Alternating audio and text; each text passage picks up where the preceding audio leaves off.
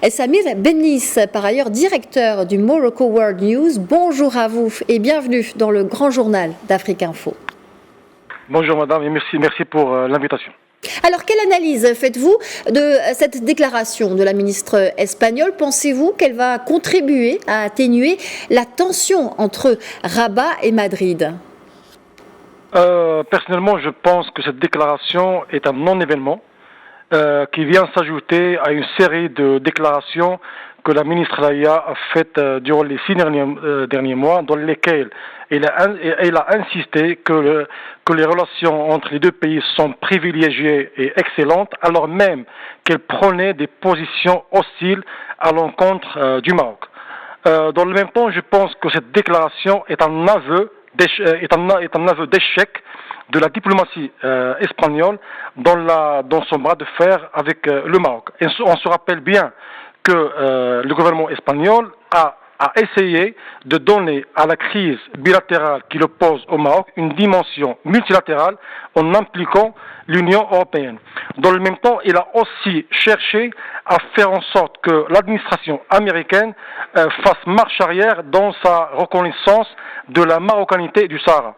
On se rappelle bien aussi que ce gouvernement a cherché à capitaliser sur le sommet de l'OTAN qui s'est tenu la semaine dernière pour obtenir cet objectif. Mais hélas pour le gouvernement espagnol, sa tentative a fini en queue de poisson et ses efforts ont échoué. Donc je pense qu'à travers cette déclaration, Madame Laïa cherche à envoyer au Maroc un signal de bonne foi après une longue période de diplomatie et d'actes de mauvaise foi à l'encontre du Maroc. Je pense aussi que le fait que l'AIA fasse une sortie médiatique à travers la Vanguardia est significatif. Il faudrait retenir que ce journal est un journal qui est proche de la bourgeoisie catalane, qui n'est pas pro-indépendance.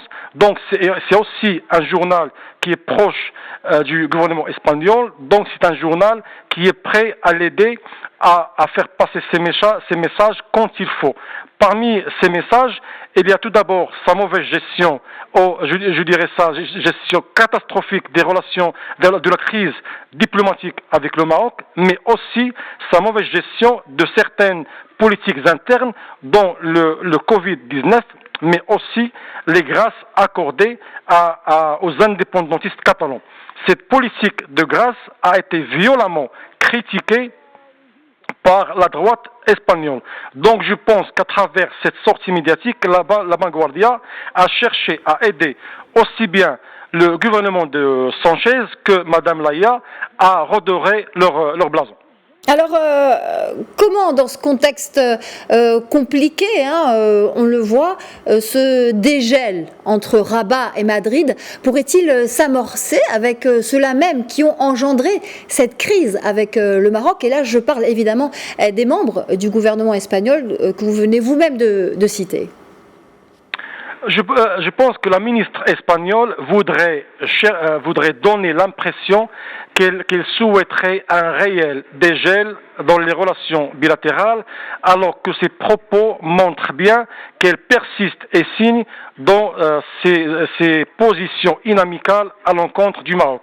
Là-dessus, je pense qu'il y a un message très significatif à retenir quand on lit sa réponse à la question du journaliste quand il lui a demandé si elle sentait une certaine culpabilité en ce qui concerne la détérioration des relations avec le Maroc. Au lieu de faire son autocritique et dire qu'elle aurait dû peut-être procéder autrement et traiter le Maroc avec plus de respect et plus de tact, et il a dit que quand elle a pris ses fonctions, elle s'est engagée à défendre les intérêts de son pays et à représenter les valeurs de la société espagnole. Là on voit bien que depuis la perspective de cette ministre, la défense des intérêts espagnols passe par la prise de positions hostiles à l'égard du Maroc. Dans le même temps, on apprend à travers cette responsable que les valeurs espagnoles consistent à défendre et à se montrer indulgent avec un kidnappeur un violeur des femmes et un auteur de crise contre l'humanité. Je me demande si cela est compatible avec les valeurs d'une société qui se dit une société démocratique et d'un État de droit. Par ailleurs, ce qui est choquant, à mon sens, dans la déclaration de la ministre Leïa, c'est qu'elle dit qu'elle est prête que son gouvernement est prêt à étudier toute proposition espagnole. Tout d'abord, j'aimerais bien signaler que l'Espagne n'a aucun rôle à jouer dans la médiation ou dans le processus politique, qui est du ressort exclusif de l'ONU. Par ailleurs, la ministre là, on parle du dossier du Sahara marocain, effectivement. Hein, bien sûr, bien sûr, du Sahara, oui, bien précis, tout à fait, oui. Bien sûr, du Sahara marocain.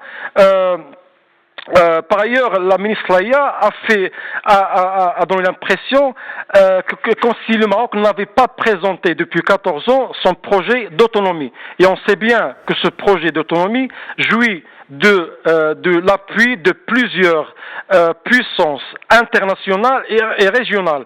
En plus de ça, et Madame Leïa, et on est consciente, le Maroc a dit à maintes reprises, que ce soit à travers le chef du gouvernement, que ce soit à travers Monsieur Bourita ou Sa Majesté, que le projet d'autonomie reste la seule option pour arriver à une solution politique mutuellement acceptable. Par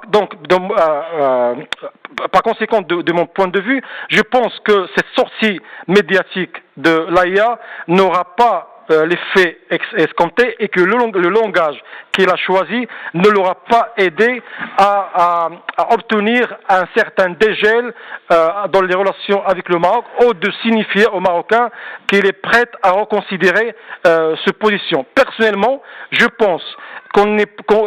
pense pas qu'on soit prêt à assister à un dégel dans les relations entre les deux pays dans le futur immédiat. Je pense que le facteur confiance qui a prévalu durant les 4 dernières décennies entre les deux pays s'est rompu et de ce point de vue, je pense qu'un réel dégel ne se produira que quand l'Espagne aura élu un nouveau gouvernement d'ici 2 ans ou avant. Merci infiniment Samir Ben